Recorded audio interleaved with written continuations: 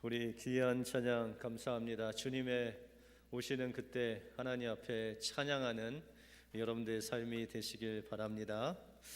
귀한 찬양 감사합니다. 우리 여섯 사람들과 이렇게 한번 인사하겠습니다. 용서는 하나님이 주신 특권입니다. 우리가 하나님이 주신 특권인 용서할 때 하나님의 사랑과 은혜가 더 충만히 여러분들 안에 역사될 줄 믿습니다. 그 은혜가 여러분들의 것이 되시길 주님의 이름으로 축원드립니다. 남아프리카 공화국 최초의 흑인 대통령인 만델라 대통령은 1964년 10월에 정부 정복 음모죄라는 억울한 누명을 쓰고 종신형을 받게 됩니다. 그리고 그 형량이 줄어들어서 27년 동안 형살이를 합니다. 그는 반평생 옥고를 치른 후에 흑인 인권 운동에 앞장선 것을 그 치하해서 1993년에 노벨 평화상을 수상하게 됩니다. 그리고 그 다음해인 1994년 5월 10일에 남아프리카 공화국 대통령으로 취임하게 됩니다. 그런데 그는 자신의 대통령 취임식에 27년 동안 교도소 생활을 할 때 자기를 괴롭혔던 교도관들을 귀빈으로 초청을 했습니다. 그래서 한 언론인이 만델라 대통령에게 물었습니다. 27년 동안 교도관들이 당신에게 어떤 일을 했습니까? 라고 물었더니 그들은 나를 수없이 고문하고 수없이 괴롭혔습니다 라고 말했습니다. 기자는 그런데 그들을 왜 취임식에 그것도 귀분으로 초대했습니까? 라고 물었습니다. 그때 만델라 대통령은 나는 그들을 용서했기 때문입니다 라고 말했습니다. 기자는 당신에게 가혹행위를 한 그들을 왜 용서하십니까? 라고 물었더니 만델라가 대답하기를 내가 지금 그들을 용서하지 못한다면 나는 여전히 교도소에 갇혀서 내 영혼은 그 감옥 생활을 할 것입니다. 내가 그들을 용서했을 때 비로소 그때만이 내가 자유할 수 있기 때문에 내가 그들을 용서했습니다 라고 고백을 했습니다. 때로 우리가 남들을 용서할 때 내가 낮아지는 것 같고 내가 손해보는 것 같지만 우리가 다른 사람들을 용서할 때 우리는 그 과거의 일로부터 자유케 되고 또한 두려움으로부터 자유케 되는 영적인 해방을 바로 용서를 통해서 하나님께서 우리에게 주신다라고 말씀하고 있는 것입니다. 주님이 우리에게 용서의 특권을 주셨는데 우리가 남을 용서할 때만이 하나님의 그 은혜와 사랑과 자유가 여러분들 안에 충만하게 되어지는 것입니다. 용서하심으로 예수님께서 주시는 진정한 사랑, 은혜, 자유를 만끽하시는 우리 은혜교회 모든 성도님들 되시길 주님의 이름으로 축원드립니다. 오늘 본문을 통해서 하나님이 말씀하시는 용서가 무엇이고 어떻게 우리는 다른 사람을 용서할 수 있는지 또한 용서함으로 우리가 누리는 축복이 무엇인지 오늘 본문을 통해서 살펴보겠습니다. 먼저 우리는 주님의 사랑으로 용서할 수 있습니다. 오늘 본문 12절에 보시면 우리가 우리에게 죄 지은 자를 사하여 준 것 같이 우리 죄를 사하여 주옵소서라고 말씀하고 있습니다. 우리는 우리에게 죄 지은 자를 용서해 주는, 사해 주는 것이 용서다라고 말합니다. 그런데 오늘 본문으로만 보면 우리가 다른 사람을 용서하지 않으면 하나님도 우리를 용서하지 않는다라는 조건의 용서가 바로 하나님이 원하시는 용서같이 보입니다. 오늘 본문을 영어 성경으로 보시면 우리가 빚진 자를 사해 준 것 같이 우리 빚을 사해 주십시오라고 번역하고 있습니다. 그러면 우리가 얼마나 많은 용서를 해야 하나님께서 원하시는 용서를 할까요? 마태복음 18장에 보시면 예수님께서 용서에 대해서 말씀하십니다. 그래서 베드로가 예수님께 말하기를, 예수님, 우리가 다른 사람을 용서하는데 7번까지라도 용서해야 됩니까? 라고 묻습니다. 여러분들은 용서를 몇 번 정도씩 하세요? 한 70번씩 하세요? 아니면 80번씩 하세요? 그런데 유대인들이 보통 랍비들이 유대인들에게 가르치기를, 너희는 최소한 용서를 3번까지는 해야 된다라고 가르친답니다. 그러니까 여러분들 3, 4번만 딱 하시고 그 이후에는 용서 안 해도 유대인으로 살아갈 수 있다는 거예요. 그런데 베드로가 인심을 왕창 써갖고 거의 2배가 넘는 7번까지 용서해야 됩니까? 라고 자기는 예수님께 칭찬받으려고 이 베드로가 물었는데 예수님이 엉뚱한 대답을 하십니다. 베드로야, 7번이 아니라 70번씩 7번이라도 용서해야 된다라고 말씀하시는 거예요. 여러분들 7 곱하기 70 하면 490번이잖아요. 랍비도 3번만 용서하면 된다고 그랬는데 예수님은 490번. 이거는 어떤 숫자가 아니라 다른 사람이 용서를 구하는 족족 너는 평생 용서하며 살아라 라는 다른 차원의 용서를 예수님께서 말씀하고 있다는 것입니다. 그러면서 예수님께서 이 임금과 종, 주인과 종의 이야기를 하면서 이 용서에 대해서 가르치시고 있습니다. 한 종이 주인과 회개를 하는데 이제 그 종이 그 일을 다 마치고 그 주인과 헤어지려고 하는데 그 종하고 회개를 했습니다. 그랬더니 빚이 무려 1만 달란트가 있습니다. 여러분들 1만 달란트에도 별로 놀라지 아니하시네요. 1만 달란트의 그 양은 얼마 정도 되냐면 한 달란트가 우리 성인이 20년 동안 일한 품삯을 바로 한 달란트라고 합니다. 그러니까 여기서 10,000달란트, 1만 달란트는 건장한 사람이 20만 년을 일해야 벌 수 있는 어마어마한, 그냥 상상도 할 수 없는 그런 돈의 액수라는 것입니다. 다시 말해서 이 액수라는 것은 그 종이 그 주인에게 도저히 갚을 수 없는 빚을 졌다는 거예요. 그래서 그 주인이 종에게 말하기를, 너는 너 몸과 너의 아내와 자식을 팔아서 너의 모든 소유를 팔아서 이것을 갚으라 라고 이야기를 합니다. 그때 종이 무릎을 꿇고 울부짖으면서 제발 좀 참아달라고 하면서 내가 다 갚겠습니다 하면서 용서를 구합니다. 그때 주인이 그 종이 울부짖는 그 연약한 모습을 보고 마음에 불쌍히 여겨서 그를 용서하고 또한 빚을 다 탕감해 주었다라고 말씀하고 있습니다. 그런데 이 탕감받은 종이 집으로 가는 그 길목에 오히려 자기에게 빚진 100데나리온을 빚진 사람이 거기 서 있는 거예요. 그래서 그를 잡아가지고 돈을 갚으라고 했는데 그 사람과 동일하게 무릎을 꿇고 울면서 제발 참아달라고, 내가 다 갚겠다고 조금만 여유를 달라고 그랬는데도 불구하고 그 사람을 잡아서 옥에 가뒀습니다. 여러분들 100데나리온은 건장한 사람이 한 4개월 정도 일하면 벌 수 있는 그런 돈입니다. 그러니까 이 종이 탕감받은 돈과 또한 자기에게 빚진 자의 그 비율을 보면 50만 분의 1 정도 빚을 탕감하지 않고 그를 감옥에 갇히게 한 겁니다. 그 동료들이 하도 그 사람이 악한 짓을 해서 보다 그 주인에게 이 모든 것을 이야기를 했습니다.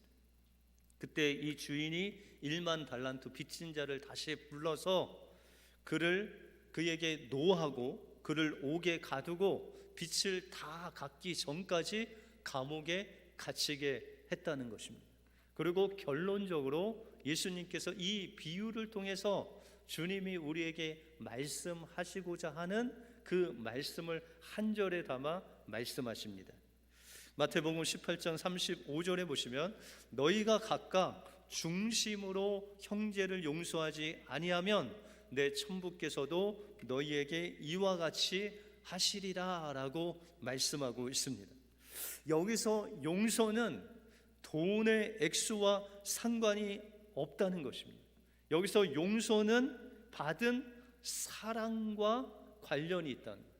이 주인이 이 종의 그 엄청난 빚을 탕감해 준 것은 중심으로, 사랑으로, 불쌍히 여김으로 그것을 탕감해 줬다는 거예요. 그런데 이 탕감받은 사람은 100데나리온을 빚진 자에게 대하여 그 중심으로 용서하는 그 사랑, 그 불쌍히 여기는 사랑이 없었다라고 말씀하고 있다는 것입니다. 그러므로 우리가 용서를 할 때는 마음 중심으로 그를 불쌍히 여김으로 주님께서 우리를 불쌍히 여기신 것과 같이 그 불쌍히 여기는 사랑을 가질 때만이 바로 이 용서가 가능하다라는 것입니다. 여러분들 평생 용서 안 하시고 이 마음 깊은 곳에 용서 안 한 사람이 있어요, 없어요? 네, 우리 은혜교회는 한 분도 없으시죠? 그런데 다른 교회는 참 많대요.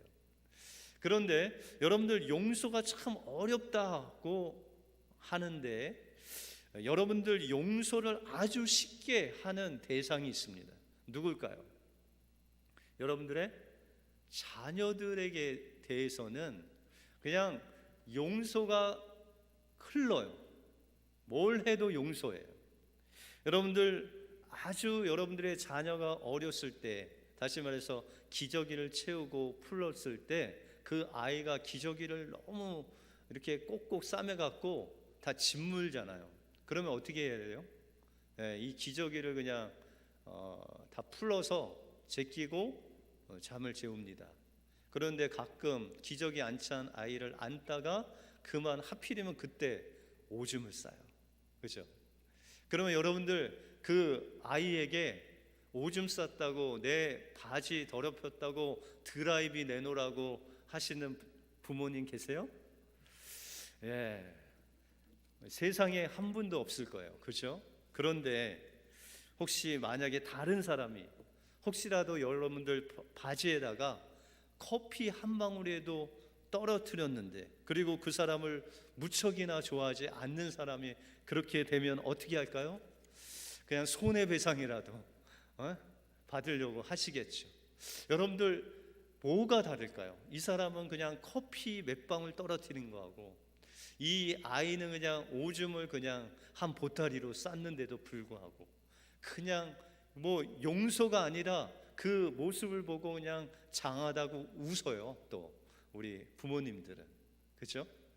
용서를 뛰어넘어서 그 아이를 기뻐하는 우리 부모님의 모습과 같이 바로 용서라는 것은 그 사람을 향한 사랑이 있을 때 우리는 용서뿐만 아니라 그 용서하고도 기뻐할 수 있는 큰 용서가 우리 안에 임하게 된다는 것입니다. 그러므로 우리가 용서라는 것은 그냥 내어버리는 것입니다. 내 마음에서 내어버리는 것, 영어로는 dismiss하다, send away 하다. 그러니까 그냥 내버리고 보내버리고 그냥 지워버려야 되는 것인데 우리는 그것을 꽁꽁 싸매두고 우리 마음속에 그냥 문신을 새기듯 영원히 그냥 잊어먹지 않게 그냥 마음의 문신을 그냥 새겨버려요. 그러니까 안 없어지는 거예요. 그런데 주님께서는 말씀하시기를 주님의 사랑이 충만하면 그 모든 것을 다 내어버릴 수 있다. 여러분들이 어떤 용서하지 못할 것도 주님께서 여러분들 위해서 십자가에서 흘리신 그 보혈의 사랑을 체험했다면 그 사랑이 우리를 용서하게 만든다라고 말씀하고 있습니다. 또한 여러분들 그 사랑이 용서할 뿐만 아니라 그 용서한 빈 자리에 주님의 사랑이 불붙듯 물붙듯 우리 안에 주님의 사랑으로 채워주신다라고 말씀하고 있다는 것입니다. 그러므로 하나님께서 주신 그 사랑으로 다른 사람을 용서하심으로 하나님께서 그 빈자리에 주님의 사랑으로 물붓듯 채워주시는 그 사랑을 체험하시는 여러분들의 삶이 되시길 주님의 이름으로 축원드립니다. 다음으로 우리는 주님의 은혜로 용서할 수 있습니다. 여러분들, 은혜라는 단어는 값없이 우리에게 구원을 주시기 위한 주님의 모든 행위가 바로 은혜라는 것입니다. 여러분들 시편 32편 1절에 보시면 허물의 사함을 얻고 그 죄의 가리움을 받은 자가 복이 있도다라고 말씀하고 있습니다. 여러분들, 로마서에는 의인이 없나니 하나도 없다라고 말씀하셨는데 그러면 어떤 사람이 복이 있나? 여기 32편에 보시면 허물의 죄사함을 받고 또한 내가 죄가 있음에도 불구하고 하나님 앞에 설 수 없는데 그것을 가리우심을 받은 자가 복이 있다라고 말씀하고 있습니다. 여러분들, 우리가 하나님 앞에 죄를 범하면요, 하나님과의 관계가 완전히 단절이 됩니다. 왜냐하면 우리가 죄가 있는 상태에서 하나님께 나갈 수 없기 때문에 이 죄라는 담이 쳐지게 됩니다. 그런데 만약에 우리가 죄 있는 모습으로 하나님을 만나게 되면 어떻게 될까요? 여러분들, 구약에 우사라는 사람이 하나님의 법궤를 이동하기 위해서 소에게 이제 그런 수레를 끌게 해서 그 위에다가 법궤를 놓고 그것을 운반을 했습니다. 그런데 이 소가 뭐에 놀랐는지 놀라서 뜀으로 인해서 이 법궤가 흔들렸어요. 그래서 우사라는 사람이 그 법궤에 손을 대는 순간에 그가 죽임을 당합니다. 왜요? 하나님의 거룩한 임재가 있는 그곳에 죄가 있는 사람이 만졌기 때문에. 또한 성경에 보시면 그 법궤의 위에 속죄소가 있는데 그 법궤를 보려고 하다가 죽은 사람이 수만 명이 된다. 이것은 구약시대 때 죄 있는 상태에서 하나님을 봄으로 그 죄인이 거룩함을 견디지 못하고 다 죽임을 당했다는 거예요. 이와 같이 죄 있는 모습으로 하나님을 만날 수도 없고 만나도 죽을 수밖에 없는 우리들이 주님의 은혜로 주님을 보고도 살아있는 것이 바로 주님의 은혜다라고 말씀하고 있다는 것입니다. 그래서 여러분들, 베드로가 밤새도록 그물을 던졌는데도 불구하고 그가 고기를 잡지 못했는데 주님께서 깊은 데로 가서 오른쪽에 그물을 던지라고 했을 때 그 그물이 찢어지도록 고기가 잡힙니다. 그런데 저 같으면 엄청 기뻐했을 것 같아요. 그런데 이 베드로가 예수님의 발 앞에 엎드려서 고백하기를, 주여 나를 떠나소서, 나는 죄인입니다 라고 고백하고 있습니다. 여러분들, 베드로가 예수님만 동업해 주시면 매일 그냥 그물이 찢어지도록 고기를 얻을 수 있음에도 불구하고 베드로가 예수님 앞에서 예수님 저를 좀 떠나달라는 거예요. 왜요?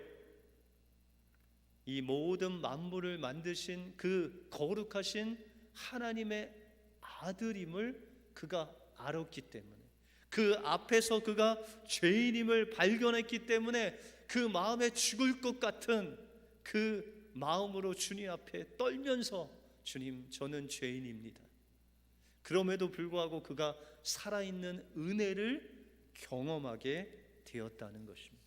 여러분들 사도행전 7장에 보시면 이런 주님의 은혜, 이 은혜로 충만한, 성령 충만한 집사님 중에 스테반 집사님이라는 분이 계셨습니다.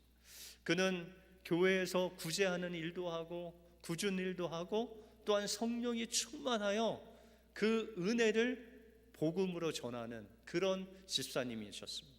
그래서 이 스테반 집사님이 주님께서 유대인들에게 복음을 전하게 하셨는데, 그 복음이 바로 너희가 십자가에서 못 박은 그 예수님이 바로 너희의 구주다라고 복음을 전합니다. 그때 이 유대인들이 막 마음에 찔려서 이 스테반을 그냥 혈기가 막 올라와서 돌로 쳐 죽입니다. 그런데 스테반 집사님은 돌에 맞으면서도 고백하기를, 주여 이 죄를 저들에게 돌리지 마옵소서.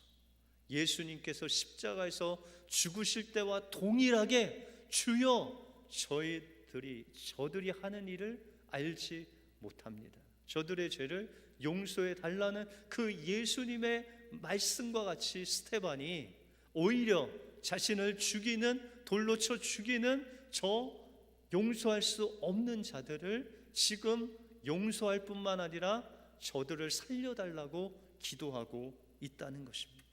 여러분들, 스테반 집사님이 어떻게 자신을 죽이는 그 사람들을 용서할 수 있었습니까? 자신도 자기의 그 생명을 살리시기 위해서 십자가에 죽으시는 그 주님을 못 박은 사람이 바로 스테반이다라는 것을 깨닫고 주님의 은혜를 경험했기 때문에 그들의 죄를 용서해 달라고, 그 주님의 은혜로 인해서 그들을 용서했다는 것입니다. 1972년 6월 8일 미군 공군 조정사인 존 플로머라는 사람이 있었습니다. 그는 상부의 명령을 받고 베트남 뜨랑방 마을이라는 곳에 네이팜탄을 그냥 투척해서 그곳에 있는 것들을 다 파괴를 합니다. 그 당시 민간인이 다 대피했다는 그 정부의 정보를 입수하고 고온의 화염을 내는 네이팜 그 폭탄을 그곳에 그냥 떨어뜨렸습니다. 거침없이 떨어뜨림으로 인해서 작전이 완전히 성공을 했고, 그는 한 2년 후에 제대를 해서 미국으로 돌아왔습니다. 그런데 세월이 조금 흐른 후에 신문이 배달돼 왔는데 거기 그냥 메인 앞에 사진 큰 것이 하나 보였습니다. 그런데 자세히 보니까 그가 베트남에서 그 공중에서 떨어뜨린 그 폭탄을 떨어뜨린 뜨랑방 마을에 이 불화염으로 인해서 옷이 타서 옷을 그냥 벗어버리고 맨몸으로 그 화상을 입고 울먹이면서 뛰어가는 그런 소녀의 사진이었습니다. 상부에서 민간인이 없다고 했지만 당시에 뜨랑방 마을에는 몇 명의 아이들이 그 탑 안에 숨어 있었고, 이 폭탄이 떨어진다는 소리를 듣고 탑에서 나와 무장적 뛰기는 했지만 아이들의 몸에 불꽃이 튀었고 소녀의 옷에 불이 붙었고, 그래서 그 옷을 벗고 맨몸으로 그 등어리가 다 화상을 입었지만 살려고 뛰는 저 모습이 이제 사진에 담겼다는 것입니다. 이 소녀는 이때 입은 화상으로 12년에 걸쳐서 17번 성형수술을 했습니다. 그 소녀의 이름은 킴 쿡이라는 여사였습니다. 그 과정에서 킴 쿡은 많은 도움의 손길을 통해서 그렇게 수술을 오랫동안 할 수 있었고, 또 하나님의 은혜로 유학 시절에 캐나다 사람을 만나서 캐나다로 망명을 해서 그곳에서 그 과정에서 주님의 은혜를 체험하게 되었습니다. 그러나 그녀에게 화상을 입힌 이 플러머는 이 사실을 신문으로 알고 그는 죄책감을 이기지 못하고 20년 동안 술로 살았기 때문에 알코올 중독자가 됩니다. 그리고 2번이나 이혼을 하고 이제 막바른 절벽 가운데 있을 때 그가 정말 견딜 수 없어서 하나님 앞에 무릎을 꿇고 회개를 합니다. 하나님, 저 좀 살려주십시오. 그래서 친구의 도움을 받고 또한 성경을 공부하는 가운데 소명을 받아 그가 목사가 됩니다. 오늘날 워싱턴 DC 메모리얼 기념 행사에 이 베트남 여인인 이 김쿡 여사가 연설을 한다는 소식을 듣고 그는 워싱턴 DC로 달려갑니다. 연설이 끝나자 그는 화상을 입힌 그 여인인 김쿡 여사 앞에 무릎을 꿇고 손을 벌벌 떨면서 그에게 눈물로 지난 시간을 용서를 구합니다. 제가 바로 당신에게 화상을 입힌 그 폭탄을 떨어뜨린 조종사입니다. 저를 용서해 주십시오 라고 하면서 울면서 그에게 무릎을 꿇었을 때 그 김쿡 여사는 그에게 다가와 가볍게 안고 말하기를 It's all right. I forgive you. 내가 괜찮습니다. 내가 당신을 용서합니다 라고 용서를 합니다. 그 후에 이 두 사람이 똑같이 자서전을 썼는데 동일한 내용이 나옵니다. 김쿡이라는 여사는 그의 자서전에서 내가 그를 정말 용서할 수 없었지만 내가 주님을 만나고 주님께서 나를 살리신 그 십자가의 은혜가 아니었으면 내가 그를 용서할 수 없었다. 또한 플러버는 역시 그 자서전 가운데 하나님께서 죄로 인해서 이 알코올 중독자를 그 십자가의 은혜로 나를 구원한 그 은혜로 말미암아 내가 용기를 얻어서 그 여인에게 용서를 할 수 있었고 용서를 받을 수 있었다라고 둘 다 동일하게 이 용서하고 용서받은 것 하나님의 은혜의 기적이었다고 고백하고 있습니다. 일용할 양식이 우리의 육신의 생명을 유지해 준다면 용서는 우리의 영적인 생명을 유지시켜주는 중요한 하나님의 특권입니다. 용서는 우리가 하나님이 주신 그 십자가 사랑으로 형제를 사랑할 때 용서할 수 있습니다. 용서는 우리가 하나님께서 값없이 주신 그 십자가의 은혜로만 할 수 있는 하나님의 특권입니다. 그리고 용서할 때 주님께서는 그 용서의 자리에 하나님의 사랑과 은혜를 물붓듯 부어주셔서 하나님의 은혜와 사랑을 체험케 하시는 놀라운 은혜를 우리에게 공급해 주신다는 것입니다. 용서받지 못하면, 용서하지 않으면 평생 그 용서하지 못한 것으로 우리가 매여 산다는 것입니다. 만델라 대통령과 같이 용서할 때 주님께서 진정한 자유와 사랑을 우리 마음속에 물붓듯이 부어주신다는 것입니다. 오늘도 우리 마음속에 있는 용서하지 못한 마음 다 주님 앞에 쏟아 부으시고 주님의 사랑과 은혜로 용서하심으로 주님께서 주시는 또 다른 은혜, 또 다른 사랑, 또 다른 자유를 만끽하시는 우리 은혜교회 모든 성도님들 되시길 주님의 이름으로 축원드립니다. 기도하겠습니다. 하나님 감사합니다. 십자가에서 우리의 모든 죄를 용서하기 위해서 그 생명 한 방울까지 땅에 떨어뜨려 우리의 죄를 용서하신 주님의 용서가 있기에, 그 사랑이 있기에 우리도 용서할 수 있음을 감사를 드립니다. 하나님, 우리가 주님 날마다 우리에게 주시는 주님의 그 사랑으로, 주님의 은혜로 정말 우리의 자녀를 사랑함으로 그를 날마다 용서하고 기뻐하듯이 우리 이웃들을 또한 용서하고 사랑하게 하여 주셔서 주님의 그 사랑과 은혜, 또 다른 은혜를 체험하는 우리 은혜교회 모든 식구들 되게 하여 주시옵소서.